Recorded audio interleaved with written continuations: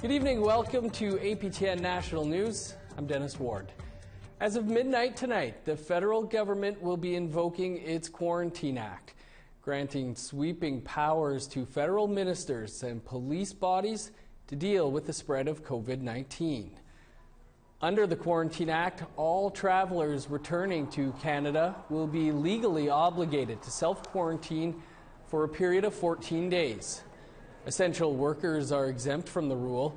The news comes as several people managed to cross international borders by concealing their symptoms at the airport. According to Prime Minister Justin Trudeau, anyone who ignores these directions will be penalized.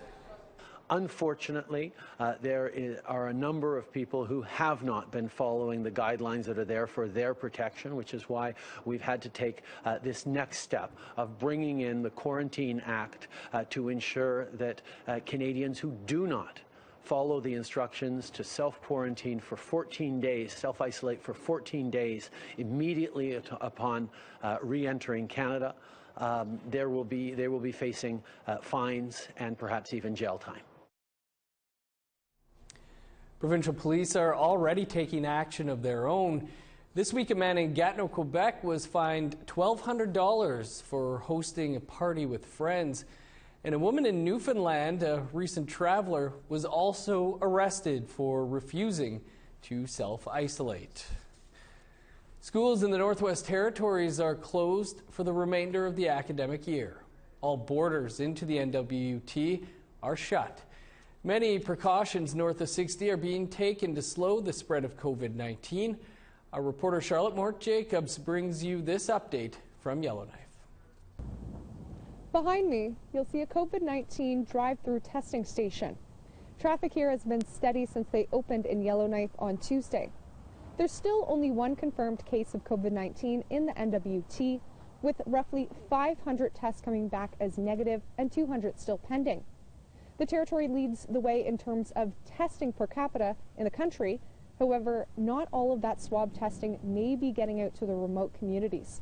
This morning I spoke with Dene National Chief Norman Yakalaya, who says that he's worried about isolated communities that go without medical professionals, such as Nahanni Butte and Wrigley, as to whether or not they're even able to do that swab testing.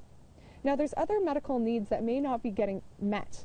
Chief Yakalaya says the Dene Nation has surveyed 27 communities and found that roughly 3,200 of their members are in need to travel to larger medical centers for assistance, but may be unable to do so because of reduced travel.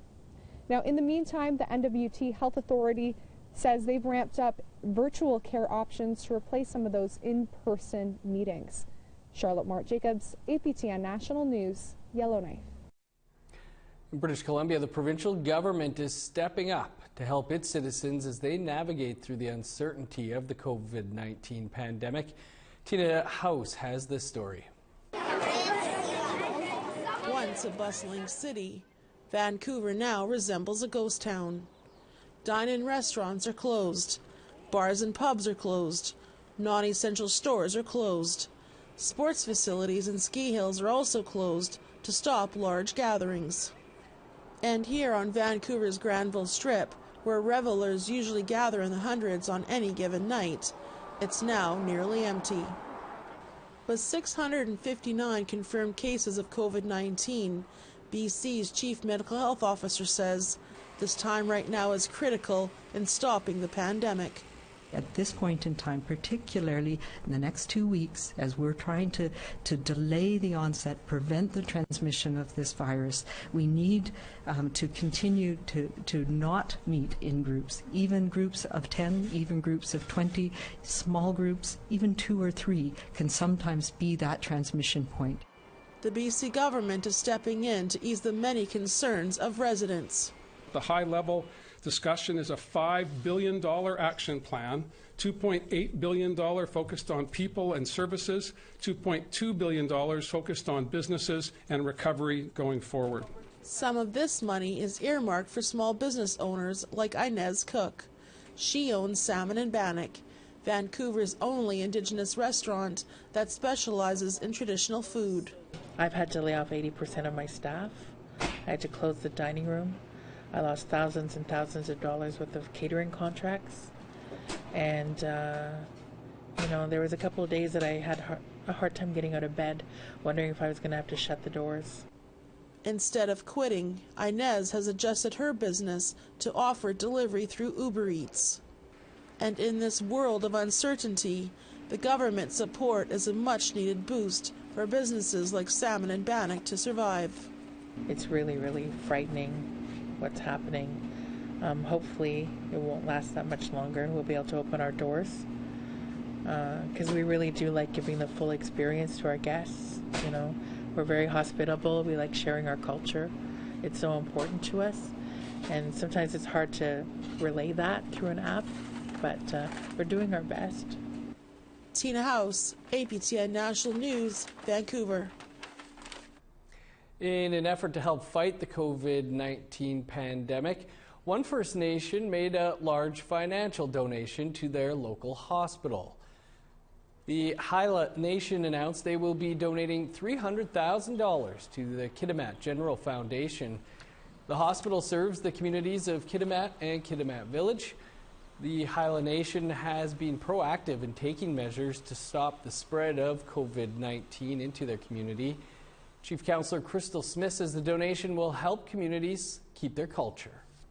First Nations communities, we are in a space where we are losing our fluent speakers at a very high rate, and in terms of the protection of our cultural and language holders, we felt it necessary to ensure that we are doing our part as a nation with the resources that we have.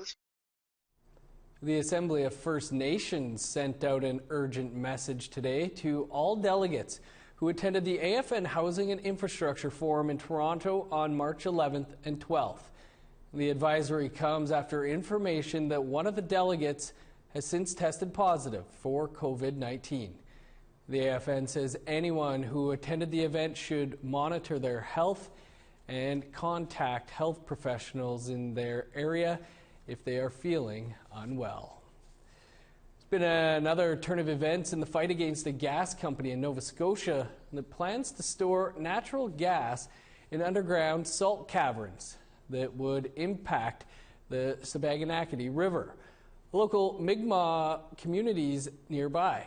On Tuesday, Nova Scotia Supreme Court Justice Frank Edwards overturned the government's approval of the project, saying the province did not adequately consult Sabaganakity First Nation on Aboriginal title and treaty rights. Edwards has ordered the province back to the table with Sabaganakity for a 120-day consultation period. Meanwhile, opponents of the controversial Dakota Access Pipeline are declaring victory after a U.S. court ruled the U.S. Army Corps of Engineers violated the National Environmental Policy Act when it granted permits for the pipeline in 2016. The court found significant unresolved concerns about the potential impacts of oil spills and the likelihood that one could take place. The Corps has been ordered to conduct a full environmental impact statement on the pipeline, something the Standing Rock Sioux tribe had called for all along. The judge is asking both parties for additional information before making a decision on whether the pipeline will be shut off during the environmental assessment.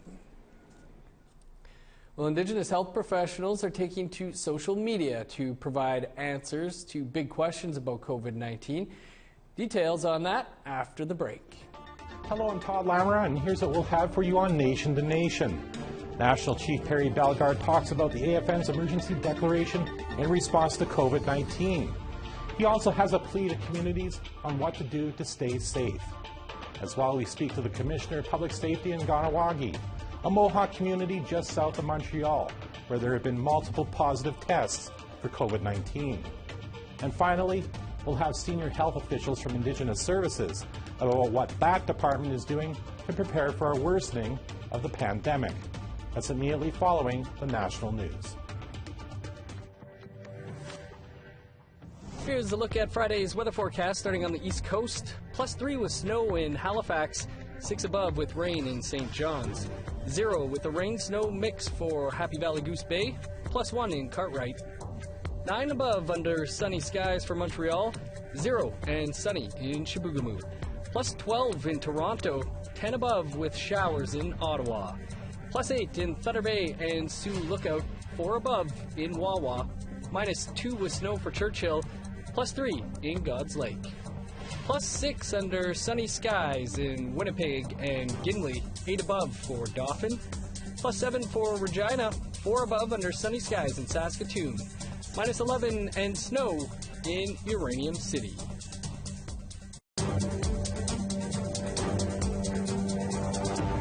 Welcome back. A ferry that takes passengers from Newfoundland to Labrador is now taking precautions to slow the curve of COVID-19. After some passengers just home from abroad were not self-identifying or self-isolating. Angel Moore has that story. It didn't take long for passengers to find out their health may be at risk. Erin Gear was on her way home to Northwest River in central Labrador. They don't have their own bathroom. I mean, they still have to go out and get food in the lineups, and we did see them mingling a little bit. Health officials met passengers as they got off the boat and handed out info sheets on COVID-19. Rodney Doyle was shocked. He gave me a form and said, "Are you sick? Okay, see you later." That was all there was to it. APTN was given an audio recording that appears to show health officials telling people they don't need to self-isolate. There's some information from Department of Health. Okay. Self-isolation is not necessary because, you know, you can go back to your normal life. But self-monitor. If you develop any symptoms, call 811, not 911, 811. All right, thank you. APTN asked Provincial Minister of Health John Hagee why passengers were not told to self-isolate after leaving the ferry. The decision as to what to do under those circumstances is one for professionals to make, public health. There was information provided to them to guide their own particular circumstances. I would encourage them to read that. The passengers APTN spoke with say they are going to self-isolate for 14 days. Angel Moore, APTN National News, Chipuktuk, Halifax. Indigenous Health Today live-streamed a virtual town hall event this afternoon. They gave First Nations health managers a chance to ask questions about COVID-19 and its impacts on First Nations health and wellness. Dr. Valerie Gideon is Assistant Deputy Minister of the First Nations and Inuit Health Branch at Indigenous Services Canada. She addressed concerns about the $215 million allocated to First Nations to address the pandemic. And I would say that no one should think about this as a cap. This is not what this is. This is an Indigenous Community Support Fund.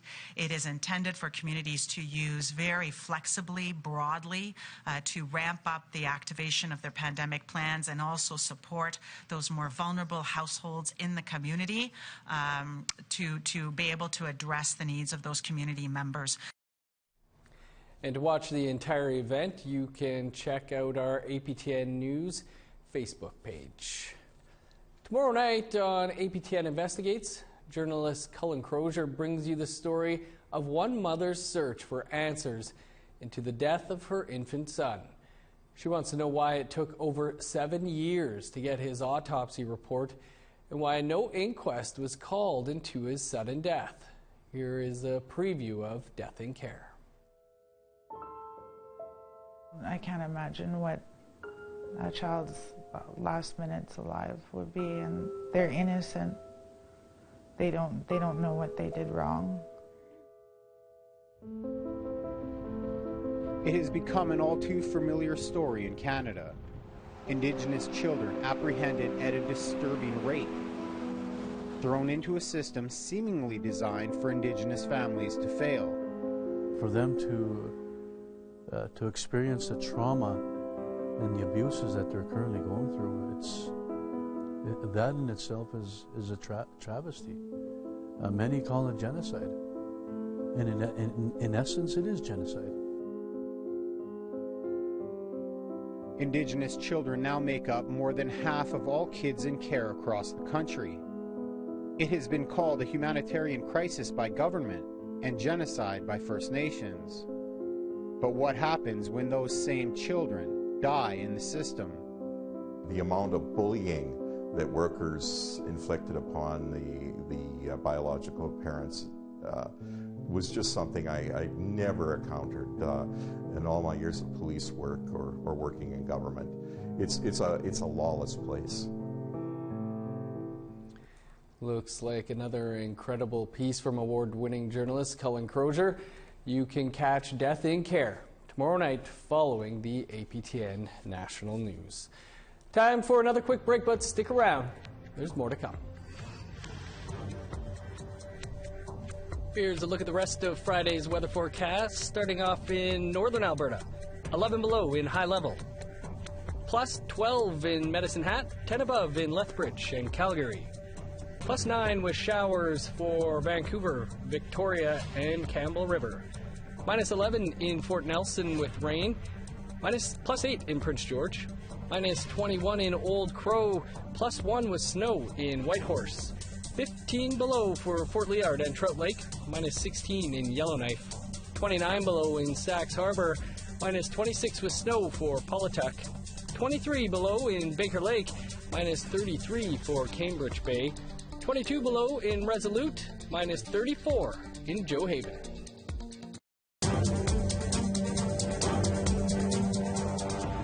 Welcome back. In February, the Nishka communities in northwest British Columbia celebrated a new year and new harvest in the village of Gitlak-Damix. Nishka Hobia is a chance to pass down traditions, dance, and language. Here's an encore presentation of Lee Wilson's report. Nishka villages came together to celebrate Hobie, the start of a new harvest season. A celebration filled with song, dance, language, and feast. Joseph Gosnell, Simoget Hilek, or Chief, ambassador to the Nishka Nation, opened events addressing a packed hall. Gitlak-Damix is the host nation this year. Their dance group is celebrating their 50th anniversary. So here we are, 2020 in Gitlak-Damix, celebrating who we are as a people, Indigenous people, the first people of this land. That's who we are. The shape and the position of the moon, along with the brightest star, let people know the harvest season has arrived. The moon rising tells us that the Ulagan has arrived. The first resource that comes back from the ocean. And following that, the moon calls all the different species of salmon to our land. William Moore, Simuket Duke of Lakwazap, shared the history of the trading taking place on the Nass River. Remembers the accounts of Hudson Bay traders seeing hundreds of canoes on the Nass River during the arrival of the Ulakan. A small fatty fish, a staple of the diet of the many communities of the Pacific coast. When the Ulakan arrived, the people arrived along with all the other resources that followed the Ulakans. In this case would be the mammals, the seals, sea lions, seagulls, ducks, eagles, you name it. They're all after the same thing, and then the people arrive. Some people would arrive for the harvest or the trading very destitute, ready to trade goods in abundance from their communities for Greece and Ulakan. In the old days, people from remote villages would travel hundreds of kilometers by canoe or trail. We have to remember that in those days there were no transportation routes except for the Grease Trail. There was no highway, there was no vehicles. On the trail you walked, in the canoe you paddled. Coming together as one allowed Nishka villages to sign the first modern-day treaty in BC. Gosnell was a key player in that fight. He encourages unity on display at Hobie for Indigenous communities across the country. I would like to encourage our people, our leaders, to bring our peoples together, to speak as one voice, not a dozen voices, not half a dozen voices, one voice. That's what is needed.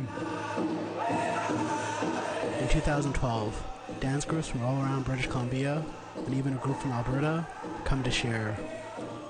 Gibum Lakdao, director of the Gitlamax, ceremonial dancers, described Hobiye. Taking a step back into time.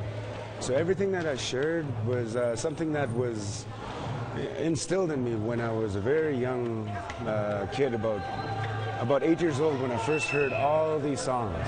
They were all shown to us as the Samagit who owned them. Months before Hobiye, youth get excited to train for the dance. Simuget Ludi Staus, Harry Moore, started the dance group in Gingola 40 years ago. He shares the secrets of passing on the history of the land and language with each song. Like when we're singing, every time before the song starts, before they start singing, I tell a little background in it. I tell them what happens in there. Seeing everybody out there and feeling that energy, that was what this was all about, was to be able to show everybody what we did 500 years ago and what we did 1,000 years ago. A lot of our songs go back 10,000 years. Dance directors, matriarchs, chiefs were all proud to see the youth's enthusiasm in training and getting to perform their songs. This transference of knowledge from elders to youth has been a key in preserving Indigenous history across the country. Peter Azak, co-director of the Four Crest Dancers and Get One Silk, recalls learning at a young age. We were taught by our grandfathers who have led when we were at that age, when we were young. So a lot of the songs are in our hearts, and while we're practicing, while we're singing them, they become a part of the younger generation's hearts as well. Throughout the year, dance groups commit to learn weekly, with youth transitioning to mentorship roles as they grow with the culture.